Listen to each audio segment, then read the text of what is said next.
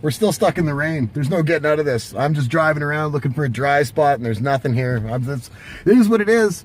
You know where it is going to start raining, though? It's going to start raining dollar bill, y'all, for AT&T and Time Warner. $85 billion this deal is going to be worth, and it sounds like this antitrust conversation between AT&T and Time Warner and the government is nearing its end.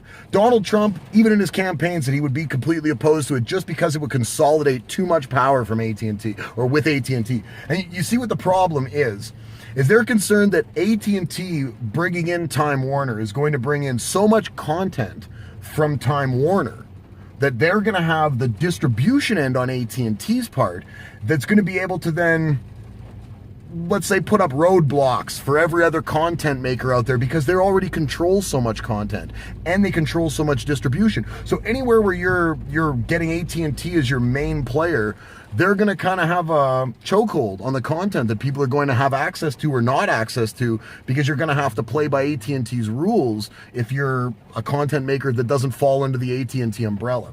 So the government is really concerned with that. Apparently they've got some conditions in place because it sounds like it's nearing its end. So there's some conditions in place where we're going to see how they're going to get AT&T to behave itself so that AT&T doesn't go out and cause what could be some unfair market conditions for their other competitors. I'm not entirely sure if you're really going to be able to curb that. I'm sure there's a bunch of workarounds, and you're always going to get your way when you're worth the kind of money that AT&T and AT&T Time Warner are going to be worth. But let's just say the government's at least doing their due diligence on the media side and making sure we're not seeing a massive multi-international conglomerate mega powerhouse turn into basically it's gonna be the empire. This is gonna be the empire. They're basically Darth Vader.